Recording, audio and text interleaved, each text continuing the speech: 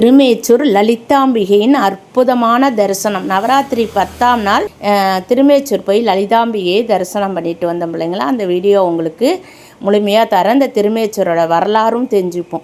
நீங்கள் அருளோடும் பொருளோடும் ஆரோக்கியத்துடனும் வாழ இந்த தாய் உங்களுக்கு ஆசீர்வதிப்பா. பாருங்கள், இது உள்ளார நுழைஞ்சோடனே கொடிமரத்துக்கு வலது பக்கத்தில் தான் அம்பிகையோட சன்னதி இருக்குது. இது ஒரு பிரகாரத்தில் இருக்குது. அதுக்கடுத்தது எதிர்த்த பிரகாரம் இது சிவனோட நுழைவு வாயில். இது இப்போ அம்பிகை சன்னதிக்குள்ளே போகும். நம்ம ஃபஸ்ட்டு எடுத்தோன்னே விநாயகருக்கு சிறு மண்டபம், அதற்கு பக்கத்தில் பார்த்தீங்கன்னா லலிதா நவரத்தின மாலை போட்டிருக்கேன் இல்லையா, அந்த பாடல் அப்படியே கல்வெட்டு மாதிரி எழுதி வச்சிருக்கிறாங்க. அங்கே அந்த மண்டபத்தை சுற்றி பார்த்திங்கன்னா நிறைய அம்பிகைகள் அம்மனுக்கு போருக்கு உதவியாக இருந்தது. அத்தனை அம்மன்களுக்கும் தனித்தனி ஃபோட்டோ அழகாக ப்ரேம் பண்ணி மண்டபத்தை சுற்றி மாட்டி வச்சுருக்குறாங்க. சன்னிதானத்துக்குள்ளார நுழையிற இடத்துல எதுக்க பார்த்திங்கன்னா ஒரு பக்கம் மாதங்கி, இன்னொரு பக்கம் வராகி, இப்படி அதோட நுழைவு வாயிலே 2 பக்கமும் 2 அம்பிகையோட ஃபோட்டோ இருக்குது. இந்த ஃபோட்டோவில் பார்த்து அவங்களோட பெயர்களையும் நீங்கள் தெரிஞ்சுக்கலாம். சும்மா லைட்டாக ஒரு வீடியோ மாதிரி தான் எடுத்திருக்கேன். நான் அங்கே வீடியோ எடுக்கலாமான்னு தெரியல. இதனால வெளியிலேருந்தே தான் நான் அம்மனையும் வீடியோ எடுத்தேன் உங்களுக்காக. அந்த அம்மனோட சக்திகளை பற்றி சொல்லணும்னா, அவங்களுக்கு ஒரு சென்னையை சேர்ந்த ஒரு பக்தர்கிட்ட போய் இந்த அம்மா கனவுல தோன்றி எனக்கு கொலுசு வேணும் அப்படின்னு கேட்குறாங்க. அந்த அம்மாவும் பதறி அடித்து எந்திரிச்சு, என்னடா கொலுசு கேட்குறாங்களே அம்மான்னு சொல்லிட்டு சரின்னு கொலுசை வாங்கிக்கிட்டு இந்த திருமேச்சூர் வர்றாங்க லலிதாம்பிகையை தரிசனம் பண்ணுறதுக்கு.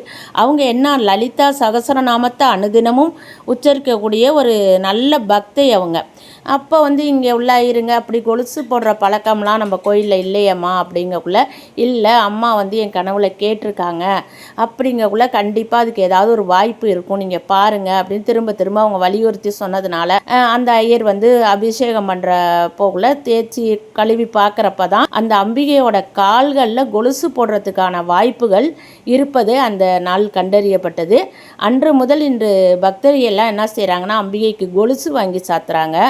அது போலவே பார்த்தீங்கன்னாக்கா பட்டு புடவை, கண்ணாடி வளையல் இங்கே ரொம்ப சிறப்பான ஒரு வழிபாடாக இருக்குது பிள்ளைங்களா. அடுத்ததாக கோபுரத்துக்குள்ளார நுழைஞ்சோம்னா சிவன் கோயில், அதை சுற்றி உள்ள பிரகாரத்தில் உள்ள தெய்வங்கள் எல்லாம் இப்போ நம்ம பார்த்து தரிசனம் பண்ணுவோம். இப்போது இந்த நாகர்கள்லாம் இந்த கோவிலில் வழிபட்டதுனால அவங்களுக்கெல்லாம் நிறைய சிலை இருக்குது. அப்புறம் ஒரு அற்புதம் என்னென்னா, மகேஸ்வரி, வைஷ்ணவி, வராகி, இப்படி 7 மாதர்களும் வழிபட்ட சிவலிங்கம். அதாவது உங்களுக்கு எந்த மாதரை பிடிக்குமோ அவங்களுக்குள்ள சிவலிங்கங்களை நீங்கள் பேசலாம், அர்ச்சனை பண்ணி வழிபடலாம். இந்த கோயிலோட கோபுரம், அந்த மாதிரி தூணு, அந்த மாதிரி சுதை கிடையாது, கருங்கலால் செய்யப்பட்ட சிற்பங்கள் எல்லாமே ரொம்ப அற்புதமாக அழகாக வடிவமைச்சிருக்காங்க பிள்ளைங்களா. இந்த கோயிலோட தல வரலாறு என்னன்னு பார்த்தீங்கன்னா, பண்டாசுரன் அப்படிங்கிற ஒரு அசுரனை இந்த அம்பிகை வதம் செய்து அவங்க ஒரு அக்னி குண்டத்திலேருந்து தான் எழுந்திரிச்சு வெளியில் வர்றாங்க. அப்போ அவங்க கொஞ்சம் கோபமாக இருக்கக்குள்ள அந்த சாந்தப்படுத்துறதுக்கு தான் இந்த சிவன் சேத்திர பிராணேஸ்வரர் அப்படின்னு சொல்லுவார். அவர் அம்பிகையோட கன்னத்தை பிடிச்சி இப்படி திருப்பி பார்க்குற மாதிரி இந்த பிரகாரத்தில் நமக்கு ஒரு அற்புதமான சிற்பம் வைத்திருக்கிறாங்க. அதற்கு இன்னொரு காரணமும் சொல்கிறாங்க. சூரியன் சாபம் பெற்று ஒளியிலேருந்து போயிருக்கிறாரு. அப்போ இந்த தளத்தில் இறைவனை வழிபட்டு சாப விமோச்சனம் பெறக்குள்ள அவர் கொஞ்சம் சக்தமாக இறைவனை கூப்பிட்றாங்க. அப்போ தேவியுடன் அவர் தனிமையில் இருக்கிற சமயத்தில் யார் இப்படி வேகமாக கூப்பிடுறது அப்படின்னு அம்பிகை கோபத்துடன் திரும்பி சாபம் கொடுத்துருவாங்களோ என்று பயந்து தான் தேவி அவன் ஏற்கனவே சாபம் பெற்று தான் ஒளியிலேருந்து இருக்கிறான், நீ வேறு ஏதாவது சாபம் கொடுத்து விடாதே அப்படி சிவன் அவர் கன்னத்தை பிடித்து சமாதானம் செய்ததா ஒரு ஐதீகமும் இந்த கோயிலில் இருக்குது பிள்ளைங்களா. ஒரு பக்கத்துலேருந்து பார்க்கக்குள்ள அம்பிகை சிரித்த முகத்துடனும் இன்னொரு பக்கத்தை பார்க்கக்குள்ள ஒரு கோபமாகவும் இருப்பதா சொல்லியிருக்காங்க. இந்த அற்புத சிற்பத்தை நம்ம வழிபடுறக்குள்ள நம்ம கணவன் மனைவி ஒற்றுமை இருப்பதோடு அதுமாதிரி திருமணமாகாத குழந்தைங்களுக்கு திருமண பாக்கியம் கிடைக்கும் அப்படின்னு இந்த புராண கதையில் சொல்லியிருக்கிறாங்க. அடுத்ததாக நம்ம சிவன் கோயிலை சுற்றி வரக்குள்ள இன்னொரு அற்புதம் அங்கே இருக்கிறது, அதையும் நம்ம போய் பார்ப்போம். அங்கே கோயிலில் நிறைய அடுத்ததாக சிவன் இருக்கிறாரு, அதுக்கு பக்கத்துலேயும் ஒரு அம்பிகை சன்னதி இருக்குது. அதற்கு எதிர்த்தாப்பில் பார்த்திங்கன்னா சந்திரசேகரர் அப்படிங்கிறவர் இருக்கிறாரு. அதுக்கு அருகிலே இருக்கக்கூடிய அம்மன் துர்க்கை அம்மன் தான் இங்கே மிக மிக சக்தியாக இருக்கிறாங்க. பார்க்க சாதாரணமாக உங்களுக்கு தெரிகிறாங்க. அலங்கார கோலத்தையும் உங்களுக்கு இணைச்சிருக்கிறேன். அந்த அம்பிகையோட கையில் ஒரு கிளி இருப்பதாகவும் அந்த மண்டபத்து மேலே அமர்ந்திருப்பதாகவும் இந்த அம்பிகை கிட்ட யாரெல்லாம் நம்ம போய் பிரார்த்தனை வைக்கிறோமோ அந்த கோரிக்கைகளை எடுத்துக்கொண்டு அது லலிதாம்பிகை காதில் போய் சொல்லுவதாகவும் மிகப்பெரிய ஐதீகம் இங்கே இருக்குது பிள்ளைங்களா. நான் யதார்த்தமாக வீடியோ எடுக்கலாம் அப்படின்னு சொல்லிட்டு என்னோடய கோரிக்கைகளை வச்சுக்கிட்டே நான் வீடியோ எடுத்துக்கிட்டு இருந்தேன். அப்போ அந்த ஐயர் வந்து கேட்டாங்க, வீடியோ எடுக்கக்கூடாதுமா அப்படின்னு. இல்லைங்கய்யா, நான் ரொம்ப முக்கியமான ஒரு கோரிக்கை வைக்கிறேன், அதை வந்து அவங்களுக்கு என் பொண்ணுக்கு அனுப்பணும், அப்படி வீடியோ எடுக்கிறேன்னு சொல்லி கிட்டக்கூடே உங்களுக்கு கேட்கும் பாருங்கள். அதில் பச்சைக்கிளியோட சத்தம், அங்கேருந்து பச்சைக்கிளி பறந்து போனது. நான் அதை யதார்த்தமாக தான் எடுத்துக்கொண்டேன். சரி அப்படின்ட்டு சத்துக்கெல்லாம் பார்த்தா அந்த ஐயர் வந்து அங்கே வந்த ஒரு வெளிநாட்டுக்காரவங்கள்ட்ட சொல்லிகிட்டு இருக்கார், இந்த அம்பிகை சன்னிதானத்தில் நம்ம என்ன வேண்டுதலை வைக்கிறோமோ அதை வந்து பச்சைக்கிளி கொண்டு போயிட்டு அம்பிகையோட காதில் சொல்லும், அவங்க கோரிக்கையை நிறைவேற்றும் அப்படின்னு சொல்லக்குள்ள.